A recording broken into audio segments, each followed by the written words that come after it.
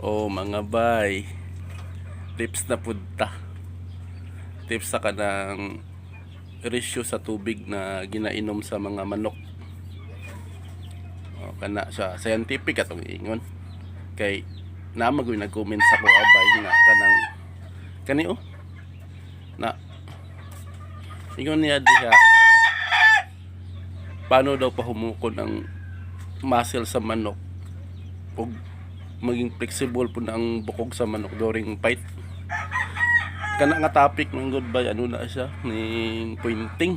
So lisod kayo mo content about ana kay daghan mga suko. Kana siya kana man gud gimaw nag ingon ko mo topic ta karon og tubig kay kanang sa pointing naman gud diha na kanang ginaingon na moisture control, dropping kung tanawon nimo yung drop kung basa ba o dili. Tapos pag mupik na siya dapat mahumok na iyang muscle mo flexible na iyang bukog, di ba mao nang sa ano. So kana tanan ba related na siya sa tubig kay ingon diri ba yo sa tubig makatabang para ilubricant mahimong lubricant sa masa uno sa bukog para maging flexible. So mao na atong topic karon by tubig. Unsay tama nga ratio sa tubig nga ipainom sa manok. So ma-master ni muna by scientific atong ingon na dili ng mga istorya sa mga bungoton diha.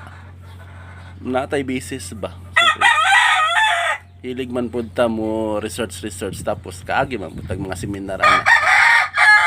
Atong mga seminar pa sa una ba nga ikaw mo bayad. Karon libre na mga seminar ron. Na mga breeder naman ang seminar. O balik na sa topic. Kabalo ba mo ba na kung pakauno nimo ang manok og 40 grams, ang dapat niya imnon na is 80 ml. So after niya magkaon bago na pud siya magkaon, mutik na pud to siya another na pud. Pero dapat yung mainom ang tubig is 80 ml. So kung nagkaon sa karon alas 7, ang next niya mo nga pakaon is alas 4, bilangon na to na pulo na ka oras, 10 hours na siya. So dara mabalaan na to kung pila iyang gina-take nga tubig. So diri para ma-master na mabalaan na to ni bay pag abot sa pointing kabalo ta kun sa ato paano ta mag-adjust.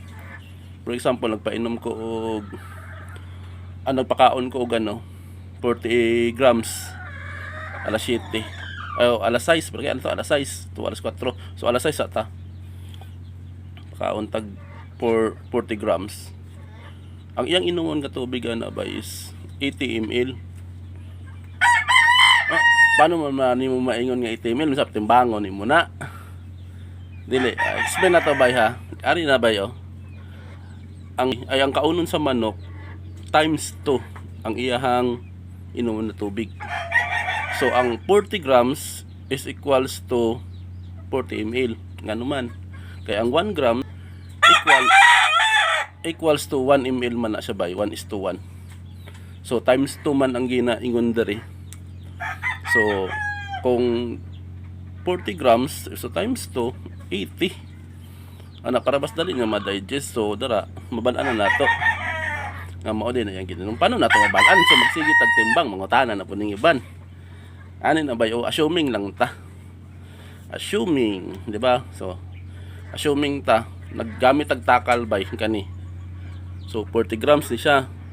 Patang nato. So pila tong gina-expect kay times 2 man. Assume lang ta kay wala man ta pero at least mo assume ta bay duol ta sa tinuod. So mogamit po tag takal nga unsa tong gigamit sa pagkaon. So duha kay ani times 2 pod nga ani nga tubig ang sulod. So mao po natong ibutang dito sa o ipainom sa manok mana. So mao na ang ratio niya bay kung sa alas 6 ka ng pagkaon tapos abot sa alas 4 bilangon nimo pulo na ka oras. So sa pulo ka oras mo inom na siya 80 grams duha ka takal. Nay mo iban manggo ingon manggo niya butang kog anli nga tubig daghan kay tubig para anli inom pero tanawon nimong tubigan bay halos walay bawas. Pero dili na to mabalaan kung pila gyud yang giinom. So mao ni siya ang scientific nga explanation by 40 grams, so equals na siya sa 80 ml. So kay tubig man ml na siya. Pero mao to mas madali ta. Isa ka takal by 40 grams, so gamiton po natin unsa atong takal gigamit, mao po niya itong gamiton.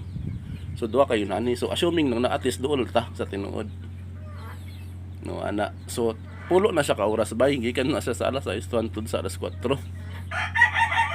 O ana lang ang pag-inom sa tubig. So ngano man mabalaan nato yung ana bay, so para pag-abot sa pointing bay, sige sample ta gamit sa pointing ha, paano na ito mabalaan ng moisture control. So ingon ako by 40 grams, pulo na siya ka oras, so 80 ml ang iyanin nun. So karon kung nagpakaon ka during exam nimo by alas 6, pero ang target lang nimo is alas 11, bilangon nimo na o alas 11, alas 12. So 6, 7, 8, 9, 10, 11, o mag 6 hours na siya bay. So sa pulo ka oras bay, 80 man iyang imnon, unya 40 grams yung ginakaon, so 5 hours lang man imong estimate bay.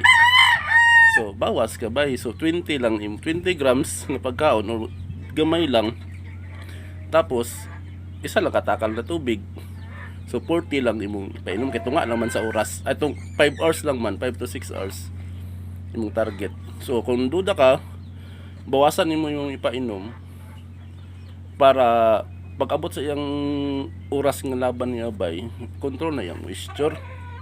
So ana na siya bay, dapat kabalo ta sa ratio sa tubig bay nga gidapakainom para pag abot pointing kabalo pud ta pila atong ibawas, dili nang 2 dip 1 dip.